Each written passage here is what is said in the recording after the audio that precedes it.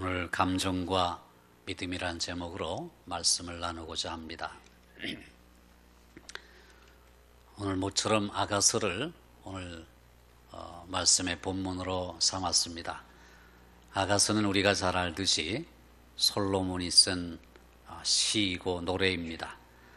그리고 히브리 말로 이 책 이름이 쉬르 하쉬림이라고 해서 노래들 중에 노래라는 말입니다. 영어 성경은 잘 옮겨놨습니다. Song of Songs 해가지고 노래들 중에 노래. 그 말은 최상급 표현입니다. 노래들 중에 노래란 말은 가장 아름다운 노래다, 그런 말이죠. 근데 우리말 성경은 아가서라 이렇게 번역을 했는데, 아자는 아담하라자입니다. 그리고 가자는 노래 가자죠. 그래서 아담하고 예쁜 노래다, 이런 이제 뜻일 텐데, 사실 히브리어 원어에 비추어 보면은 그리 좋은 번역은 아닌 것 같습니다. 아마도 한자 성경에서 우리가 기원하지 않았는가 그런 생각을 합니다. 아무튼 노래들 중에 노래, 가장 아름다운 노래가 바로 이 솔로몬이 쓴 아가서입니다. 아가서는 한 쌍의 남녀가 버리는 섬세한 애정과 또 정열적인 욕망, 그리고 우정, 기쁨, 이와 같은 상호 간에 부부가 신뢰의 탑을 쌓아가는 과정에서 발생하는 갖가지 사랑의 감정을 보여주고 있습니다. 어찌 보면은 좀 나쁘끄러운 표현들도 있고 너무 적나라한 애정 표현이 되어 있지만은 성경 전체에 엄숙하고 근엄한 주제와 당당하게 자리를 같이 하고 있는 정경, 성경입니다. 이 아가서의 주제는 한마디로 하나님의 뜻에 따라 남녀 간에, 부부 간에 나누는 사랑의 기쁨이다, 이렇게 말할 수 있습니다. 여기서의 남녀는 구체적으로 말하면 솔로몬 왕과 술람미 여인입니다. 이들 간의 진실하고도 순수한 사랑은 저와 여러분을 향한 하나님의 사랑을 축약해 놓은 것입니다. 그러니까 남녀 간의 진솔한 사랑의 교제를 통해서 성도와 하나님 사이에 깊고 내밀한 사랑을 넌지시 암시하고 있다고 볼 수 있습니다. 언뜻 보면 남녀 간의 낯뜨거운 사랑 이야기인 것 같지만 사실은 이처럼 깊이 있는 주제가 함축되어 있기 때문에 이 아가서는 유월절 날에 그 기쁨을 노래하는 시가 되어서 공식적으로 유대인들 사이에서 전국적으로 낭송되곤 했습니다. 아가서의 주인공은 남자 주인공이 솔로몬이고 여자 주인공은 술람미 여인입니다. 이 술람미 여인은 아가서 6장 13절에 그 이름이 등장합니다. 술람미라는 말은 솔로몬이라는 말의 여성 명사인 슐라밋에서 나온 말입니다. 그래서 솔로몬의 여인 또는 솔로몬의 신부라는 뜻을 갖고 있습니다. 어떤 사람은 이 술람미 여인이라고 하는 말이 갈멜산에서 남동쪽으로 약 25km 떨어져 있는 수넴이라는 지역, 그 수넴 여인이란 말이 술람미다, 이렇게 주장하는 사람도 있습니다. 다시 말하면 이 술람미 여인은 솔로몬의 여인 또는 수넴 출신의 여인이란 뜻을 갖고 있는 말입니다.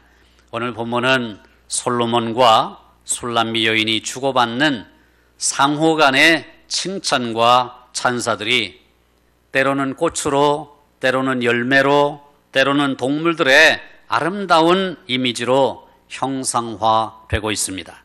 술람미 여인은 먼저 자신을 가리켜서 이렇게 표현하지요.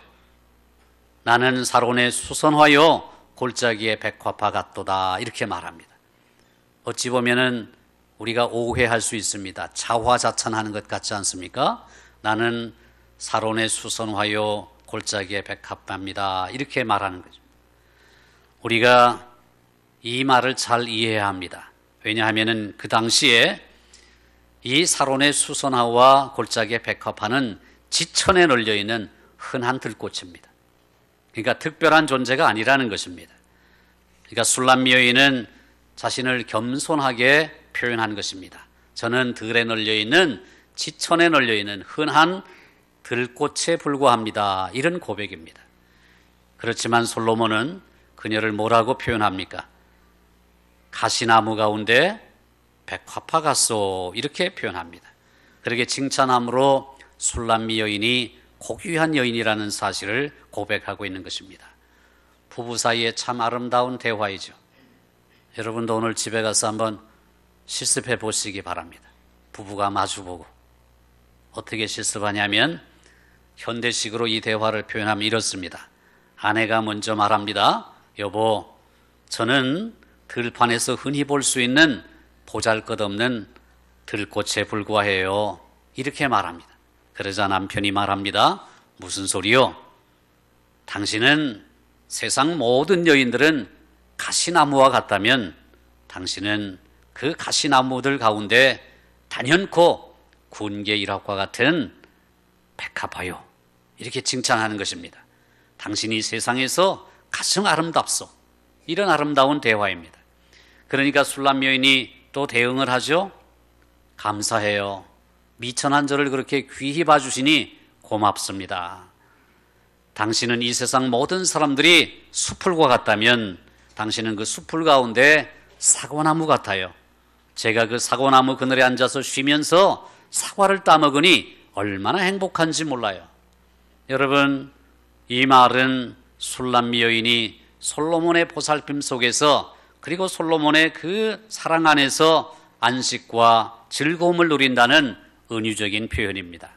솔로몬 왕이 술람미 여인에게 삶의 기쁨이 되고 희망이 되고 원동력이 되고 생기가 된다는 그런 고백인 것입니다. 이 얼마나 아름다운 관계인가요? 저와 여러분이 하나님과의 사이가 바로 이러해야 됩니다. 또한 이 땅에서 맺어주신 부부 사이가 이러해야 합니다. 그리고 부모 자식 간의 관계가 이러해야 되는 것입니다. 스스로를 낮출 때에 상대방이 높여줍니다. 높여주는 그분의 은혜가 감사해서 그분을 다시 높여줍니다. 이것이 바로 아름다운 부부의 관계요 하나님과 성도와의 관계라는 것입니다. 이어서 술람미 여인은 솔로몬이 자기를 인도하여 잔칫집에 초청했다고 말합니다. 그리고 그 사랑이 자기 위에 나부끼고 휘날리는 깃발과 같다고 말합니다. 술람미 여인은 솔로몬이 기쁨과 환희의 자리로 자기를 초청했으며 그 어떤 어려움과 시련이 와도 능히 이겨내고 승리의 깃발을 휘날리는 용맹한 전사와도 같다고 고백한 것입니다. 술람미 여인은 솔로몬에 대한 사랑으로 상사병이 날 지경이었습니다. 그래서 예루살렘 딸들을 향해서 이렇게 말합니다. 나에게 건포도를 주어서 힘을 돋아달라. 내게 사과를 주어서 기력을 돋구어달라. 그러면서 솔로몬이 자기를 얼마나 사랑하는지 말합니다. 그가 왼팔로 내 머리를 고이고 오른팔로 나를 안는다. 이렇게 말합니다. 매우 적극적인 애정 표현입니다. 그리고 이것은 신랑 되신 예수님께서 신부인 저와 여러분을 얼마나 사랑하시는가를 상징적으로 표현하는 것입니다. 술람미 여인은 행여나 솔로몬이 피곤하여 잠을 자다가 깰까봐 예루살렘 여인들에게 다시 한번 부탁합니다. 동물들 중에 노루와 들사슴은 조그마한 바스락 소리만 나도 깜짝 놀랍니다. 그렇게 쉽게 놀라서 동요하는 노루와 들사슴을 두고 부탁하건대 솔로몬이 원하기 전에는 흔들지 말고 깨우지 말라는 것입니다. 얼마나 조심스러운 사랑입니까? 상대를 배려하고 존중하는 사랑입니다. 이어지는 9절인 8절 이하에서는 술람미 여인과 솔로몬의 사랑이 봄날같이 화창한 술람미 여인의 독백을 통해서 점점 더 깊어가는 것을 알 수 있습니다. 이제 꽃으로 비유되던 두 사람 사이의 사랑이 노루와 어린 사슴, 비둘기 등으로 바뀌면서 정적인 사랑이 동적인 사랑으로 바뀌고 있습니다. 근데 그토록 사모하던 신랑의 목소리가 들리기 시작합니다. 산을 달려 넘어왔습니다. 작은 산을 빨리 달려서 넘어왔습니다. 그래서 신랑이 술람미 여인이 있는 곳에 도착했습니다. 그 모습이 얼마나 멋지고 아름다운지 노루와 어린 사슴과도 같다고 노래합니다. 그런데 보십시오. 그 신랑이 도착하더니 와락 문을 열고 갑자기 들이닥치는 것이 아니라 담장 뒤에 서서 창으로 살짝 들여다보면서 창살 틈으로 엿보고 있습니다.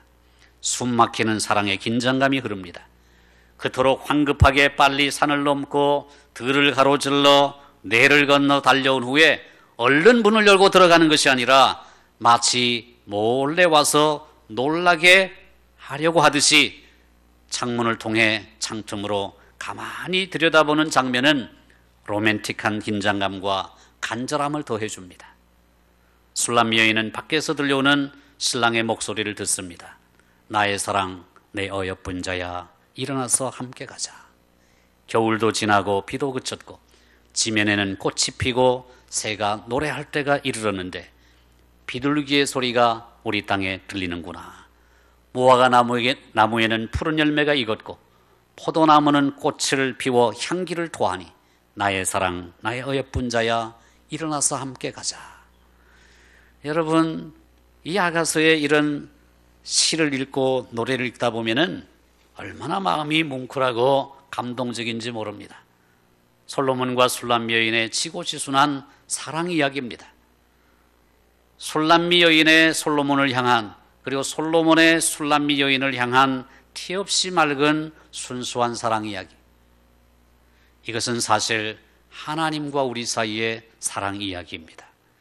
이렇게 맑고 깨끗한 사랑이 과연 나와 하나님의 사랑 이야기입니까?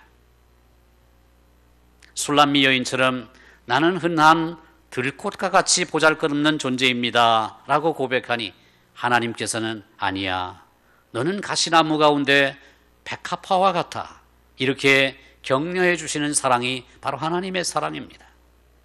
그 사랑을 경험한 술람미 여인은 그래요, 감사해요, 저같이 보잘것없고 천한 사람을 그렇게 구토록 귀히 여겨주시니 감사해요. 주님은 숲을 가운데 사과나무 같아요. 제가 그 사과나무 그늘 아래서 사과를 따먹으니 그 맛이 얼마나 단지 행복해요. 이렇게 고백하는 것이 바로 우리가 하나님께 대한 사랑의 고백이 되어야 하는 것입니다.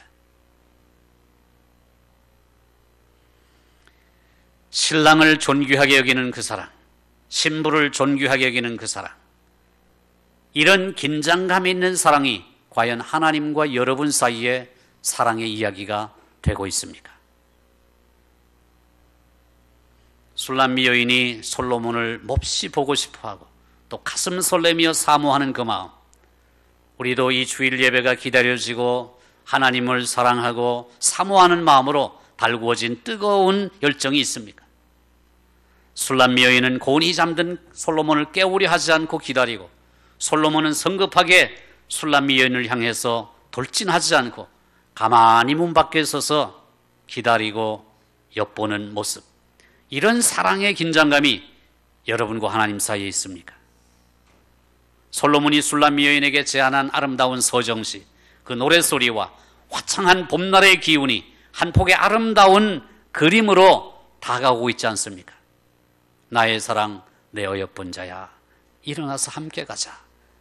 겨울이 지났다, 비가 그쳤다, 지면에는 꽃이 피고 새가 노래하지 않느냐, 비둘기의 소리가 우리 땅에 들리는구나, 무화과 나무에는 푸른 열매가 익었고 포도나무는 꽃을 피워 향기를 토하는구나. 나의 사랑, 나의 어여쁜 자야, 일어나서 함께 가자. 얼마나 아름다운 노래입니까? 이 시간 하나님께서 우리를 초청하시면서 나의 사랑, 나의 어여쁜 자야, 일어나서 함께 가자. 이 초청 소리가 들리시나요? 우리의 날마다의 삶이 바로 이처럼 하나님과의 사랑의 이야기로 이어지게 되기를 주님의 이름으로 축원합니다. 우리가 그리스도인으로서 나의 모습이 어떻게 비춰지는지 우리가 여러 가지 거울을 통해서 우리 자신들의 자화상을 볼 줄 알아야 합니다. 우리 그리스도인의 모습이 어떤지 우리는 구원받지 못한 세상의 눈을 통해서 많은 것을 배울 수 있습니다. 오늘날 각종 대중매체나 영화나 연극과 같은 엔터테인먼트 산업이 우리 그리스도인들을 어떻게 보는지 굳이 통계 자료나 여론조사의 자료를 인용할 필요가 없습니다. 두말할 나위 없이 영화를 비롯한 대중매체는 우리 그리스도인들을 두 가지 시각으로 바라봅니다. 때로는 편협하고 감정적인 과대망상증 환자다 이렇게 봅니다. 또는 때로는 완고하고 배타적인 그리고 감정적인 억압을 받는 정서적 부적격자 내지는 두려움을 피하기 위해서 신앙에 집착하는 독선적인 위선자다 이렇게 풍자하고 있는 것이 오늘의 세태입니다. 여러분, 우리는 이것을 가슴 아프게 직시하고 또 받아들여야 합니다. 세상은 우리를 그렇게 좋게 봐주질 않습니다. 오늘 이 시대는 특히 그렇지 않습니까? 이런 부정적인 견해들과 중상모략 속에서 세상의 이미지 메이커들은 기독교인들을 두 진영으로 나누는 듯한 그 인위적인 장벽을 정확하게 알아냈습니다. 무슨 말씀이냐면 한 진영은 마치 믿음의 근본이 감정이라도 되듯이 경솔하게 종교적인 감정주의에 몰입하고 있는 것 같은 그런 사람으로 몰아붙입니다. 또 다른 진영은 감정을 사탄이 우리를 멸망시키기 위해서 이용하는 가장 효과적인 도구라도 되듯이 어떻게든 감정 표출을 배제하려는 그런 진영으로 몰아붙입니다. 이렇듯 인간이 인위적으로 만들어낸 신앙의 갈림길은 하나님께서 결코 인정하시지 않은 일탈을 우리에게 강요합니다. 너무 지나치게 감정에 치우치거나 너무 지나치게 감정을 배제하거나 양극단은 하나님이 원하시는 것이 아닌 것입니다. 신앙생활 가운데 하나님에 대한 감정의 반응을 둘로 나누어서 그 중에 하나를 선택하라고 강요하는 것은 매우 비성경적이며 매우 비이성적입니다. 그것은 마치 팔이나 다리 중 하나를 선택하고 나머지는 필요 없다고 하는 것이나 마찬가지입니다. 하나님께서는 우리에게 감정과 지성을 완전히 구분해서 그 중에 하나만 선택하라고 말씀하신 적이 없습니다. 우리 중에 분명히 서로 다른 성향이 있는 것은 사실입니다. 어떤 분들은 예배 시간에 조용히 예배드리기를 좋아합니다. 그런데 어떤 사람들은 가슴이 막 뜨겁게 달아오릅니다. 박수를 치고 싶습니다. 눈물 흘려 기도하고 싶습니다. 소리내어 찬양하고 열정적으로 몸을 움직이기를 원합니다.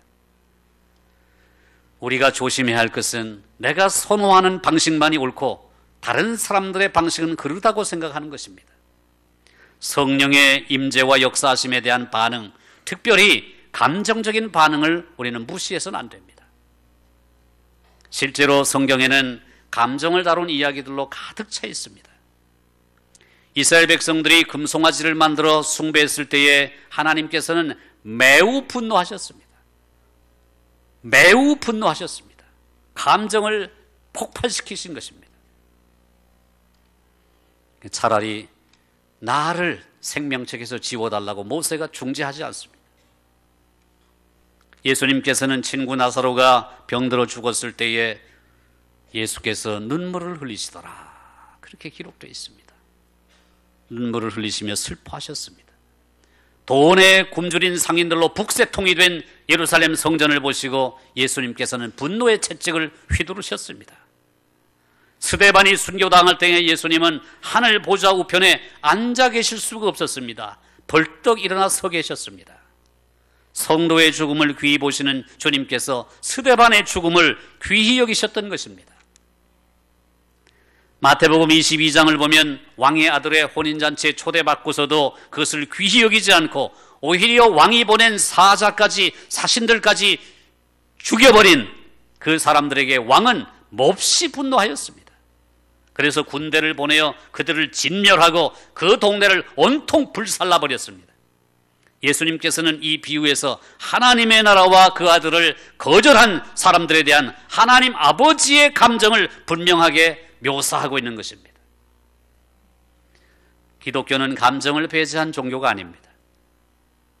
감정이란 신앙에 기초한 하나님과 성도들 간의 친밀한 관계에 따른 부산물이라고 볼 수 있을 것입니다. 요컨대 하나님의 말씀은 자신의 감정을 드러내시거나 인간의 마음의 감정을 불러일으키시는 하나님에 대한 내용으로 가득 차 있습니다. 오늘 본문인 아가서를 통해서 얼마나 감정적인 표현이 많이 나타납니까?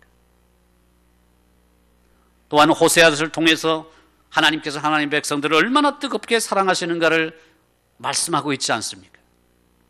그리고 수많은 선지자를 통해서 하나님의 백성들의 뻔뻔스러운 죄, 우상숭배, 간음, 거짓, 하나님의 사랑에 대한 거절과 배신 때문에 하나님이 얼마나 가슴 아파하시는지 우리에게 분명하게 말씀하고 있지 않습니까?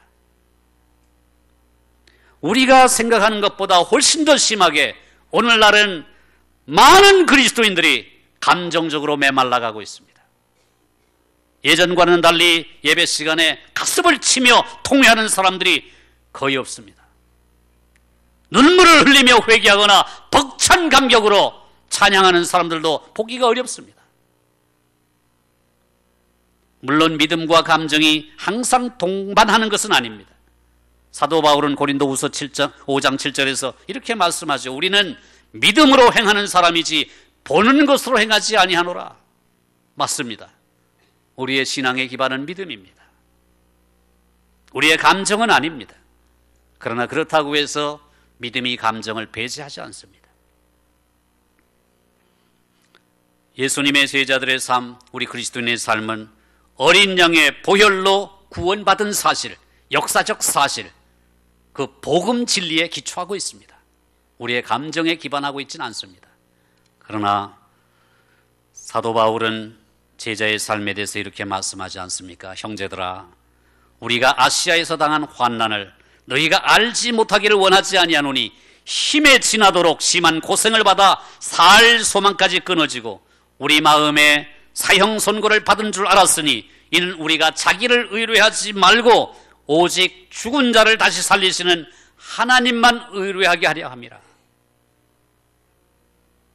우리의 믿음의 기반은 이와 같은 복음 진리에 기초하고 있습니다. 그렇다면 우리의 믿음의 영역과 감정의 영역을 어떻게 조화시킬 수 있겠습니까? 그 방법은 이것입니다. 우리의 그리스도인의 삶의 기반은 믿음입니다. 우리는 믿음으로 신앙의 길을 걸어갑니다. 하지만 거기에 못지않게 중요한 것은 하나님을 믿고 따르는 과정에서 수반되는 감정적 반응은 있는 그대로 받아들이고 자유롭게 솔직하게 하나님 앞에서 정직하게 표현해야 한다는 것입니다. 하나님을 깊이 신뢰하고 경건함과 순종함으로 하나님께 가까이 나아갈 때에 우리 안에 놀라운 변화가 일어납니다. 하나님과 우리 사이의 마음의 벽이 허물어집니다. 그리고 하나님께서는 우리 속에 숨어있는 죄와 허물을 드러내십니다. 그래서 하나님께 예배할 때 우리는 감정적인 반응이 나오는 것입니다. 하나님, 우리가 그 죄와 허물을 하나님 앞에 드러낼 때 그럼에도 불구하고 여전히 우리가 표현할 수 없을 정도로 우리를 사랑하고 계십니다. 그러니까 하나님을 향한 우리의 예배와 느낌은 지극히 감정적이 될 수밖에 없는 것입니다. 이 감정은 내가 멈출 수도 억누를 수도 없습니다. 왜냐하면 성령의 감동이기 때문입니다. 이번 명절에 부모, 형제, 친지들을 뵙고 왔죠. 대부분의 사람들은 철이 들면 부모의 은혜를 깊이 깨닫게 됩니다. 그리고 부모에 대한 애틋한 감정을 품게 됩니다. 부모님께서 늙어가시는 모습이 안타깝게 느껴집니다. 그 곱디곱던 얼굴에 주름이 지고 손등이 쭈글쭈글해집니다. 목에도 깊은 주름이 잡히고 탱탱하던 피부가 쭉 늘어집니다. 허리도 굽고 키도 더 작아집니다. 앉았다가 일어날 때 벌떡 일어서지를 못합니다. 아이고 아이고 아이고 이러면서 일어납니다. 아, 우리 아빠 엄마도 이제 늙으셨구나 하는 것을 깨닫게 됩니다. 우리는 이렇게 우리를 낳아주시고 길러주신 부모님에 대한 생각이 애틋합니다. 그리고 마음이, 가슴이 뭉클해집니다. 그리고 부모님이 안쓰럽습니다. 부모님에 대한 우리의 생각도 이러한데 하물며 우리를 죄와 어둠에서 구원해 주시기 위해 자기 목숨을 버리신 주님을 생각할 때 어떻게 애틋한 감정을 느끼지 않을 수 있겠습니까? 이처럼 우리의 믿음은 절대로 감정을 무시하거나 배제하지 않습니다. 물론 감정을 절대시하지도 않습니다. 때때로 감정이 고조될 때에는 정말 하나님이 살아계셔서 역사하신다는 것을 느끼기도 합니다. 그러나 그런 감정이 고조되지 않을 때에는 하나님이 아니 계신가 보다, 하나님이 가까이 계신다는 사실이 느껴지지 않을 때도 있습니다. 하지만 우리의 믿음은 감정을 배제하지도 절대시하지도 않습니다. 우리의 믿음은 앞서거니 뒤서거니 하면서 우리의 감정과 동행합니다. 근데 사실 여러분 자신들 한번 냉철하게 바라보시기 바랍니다. 우리에게 필요한 것은 무엇입니까? 냉철한 지성적인 믿음입니까? 아니면 순진한 어린아이와도 같은 따뜻한 감성적인 믿음입니까? 저는 후자라고 생각합니다. 오늘 이 시대는 특히 후자가 필요하다고 생각합니다. 성경은 신구약을 막론하고 우리에게 이렇게 말씀하죠. 이스라엘아 들으라. 우리 하나님 여호와는 오직 하나인 여호와시니 너는 마음을 다하고 성품을 다하고 뜻을 다하고 목숨을 다하여 내 하나님 여호와를 사랑하라. 여러분, 이 신성한 계명에는 어떤 제한이나 예법이 있을 수가 없습니다. 이 계명은 하나님에 대한 우리의 절대적이고 완전하고 철저한 사랑을 요구합니다. 우리에게 필요한 것은 그 방식이 아니라 하나님을 사랑하는 순수한 믿음 그 자체입니다. 술람미 여인과 솔로몬의 사랑은 그 사랑의 방식이 중요한 것이 아니었습니다. 상대방을 무한히 사랑하면서도 서로를 존중하는 사랑이었습니다. 내가 나의 사랑의 방식을 강조하는 것이 아니라 인내하며 상대방을 배려하는 아름다운 모습입니다. 저는 이 설교를 준비하며 이것을 사랑하는 사람 사이에 느끼는, 아니 꼭 느껴야만 하는 가슴 떨리게 만드는 사랑의 긴장감이라고 부르고 싶습니다. 부부간의 사랑이 왜 식어집니까? 이런 사랑의 긴장감을 잃어버리기 때문이죠. 하나님의 사랑이 왜 식어집니까? 하나님과의 만남에 대한 이 사랑의 긴장감이 사라지기 때문입니다. 여러분에게는 하나님에 대한 이 사랑의 긴장감이 있습니까? 사랑의 상사병을 앓으면서도 선뜻, 아니 감히 사랑한다고 고백하기를 부끄러워하고 그 목소리만 들려도 가슴 설레는 그런 긴장감 말입니다. 오늘 하나님과 우리 사이에 필요한 것은 이런 사랑의 긴장감이 아닌가 싶습니다. 솔로몬을 그리워하면서도 그가 잠든 것을 방해할까 봐 조심하는 술람미 여인의 마음. 술람미 여인이 보고 싶어서 산을 넘고 내를 건너 한 걸음에 내달려왔음에도 불구하고 성급하게 문을 열고 들어오지 않고 창밖에서 가만히 숨을 죽이고 창틈으로 들여다보는 사랑의 긴장감. 이런 아름다운 사랑의 만남이 이루어지는 것이 교회입니다. 그리고 바로 예배의 현장입니다. 여러분, 이런 긴장감을 가지고 예배하고 계십니까? 주님 생각만 해도 가슴 설레고, 주님 보고 싶어 가슴 설레고, 주님 목소리만 들어도 가슴 떨리는 그런 사랑 말입니다. 언제부터인가 우리는 이런 긴장감을 잃어버렸습니다. 우리의 사랑이 너무 경박한 자리에 이르렀습니다. 하나님을 만나도 주님을 생각해도 아무런 감동이 없습니다. 눈에서 눈물이 사라졌습니다. 가슴에 통회하는 마음이 없습니다. 주님을 향한 간절한 열망이 없습니다. 어느덧 악하고 게으른 종이 되어 있습니다. 열심을 품고 주를 섬기라. 열심을 품고 주를 섬기라. 마음을 다하고 뜻을 다하고 힘을 다하고 목숨을 다하여 주 너의 하나님을 사랑하라. 여러분, 이런 계명을 알면서도 어느덧 우리의 마음이 이렇게 식어져 있지 않습니까? 하나님께서 저와 여러분을 부르신 것은 오직 그분께 예배하고 경배하기 위함입니다. 따라서 우리는 늘 이렇게 기도해야 합니다. 하나님, 마음과 뜻과 정성과 힘과 목숨을 다해서 주님을 사랑하기를 원합니다. 주님께서 설사 제 생명을 거두어 가신다 해도 저는 여전히 주님을 사랑합니다. 주님께서 제 기도에 응답해 주시지 않는다고 해도 저는 여전히 주님을 사랑합니다. 주님께서 저를 위해 이미 목숨까지 버려주셨기에 주님, 저는 주님을 사랑합니다. 주님께서 저를 위해 무엇을 해주시는지 해주시지 않든지 상관없이 주님은 여전히 저의 하나님이십니다. 그리고 그 사실 하나만으로도 제겐 충분히 의미가 있습니다. 여러분, 우리는 이렇게 기도해야 합니다.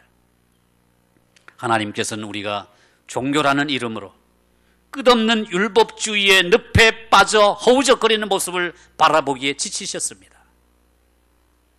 그리고 우리가 그분의 이름으로 다른 사람들에게 상처를 입히는 모습을 바라보기에도 지치셨습니다. 주님께서 우리에게 원하시는 것은 단 한 가지입니다. 내가 내 아들을 십자가에 내줌으로써 죄와 사망으로부터 너를 건진 이유가 무엇인지 아느냐? 그것은 바로 너를 통해 예배를 받기 위함이다. 네가 진정한 예배자가 되기를 원하느냐? 그렇다면 정말 고마운 일이다. 네가 만일 진정한 예배자가 되고자 한다면 너를 위해 기꺼이 하늘의 아름다운 보고를 열겠다. 사랑한다. 축복한다. 이것이 바로 우리를 향한 하나님의 애틋한 사랑입니다. 오늘 이 시간이 바로 우리의 인생에서 하나님의 이러한 꿈을 회복할 수 있는 시간임을 믿으시기를 축원합니다. 이런 유명한 말이 있습니다. 숨만 붙어 있어도 살아있는 것이다. 당연한 것이죠. 숨만 붙어 있어도 살아있는 것이다. 이 유명한 속담에는 영원한 진리가 숨어 있습니다. 우리가 숨을 쉬고 있는 동안에는 하나님께 예라고 고백할 기회가 아직 있다는 이야기입니다. 그러나 우리의 코끝에서 호흡이 사라지는 순간 그 기회는 영원히 없습니다. 이미 오래전에 우리 안에 심어놓으신 불가능해 보이는 꿈속에 생명을 불어넣을 수 있는 기회가 우리가 숨이 코끝에 남아있는 순간까지 가능하다는 것입니다. 우리 안에 있는 두려움이나 억제하는 마음을 떨쳐버리고 하나님께 전심으로 예배하시는 여러분 되시기를 주의 이름으로 축원합니다. 하나님의 임재에 우리의 감성과 지성을 모두 열어놓고 지난날의 어린아이 같은 순수한 믿음을 되찾으시기를 주의 이름으로 축원합니다. 그렇게 하면 하나님께서 우리의 감성과 지성을 취하셔서 어루만지시고 그 안에 있는 하나님의 놀라운 임재의 불꽃에 다시 불을 지핀 후에 우리에게 돌려주실 것입니다.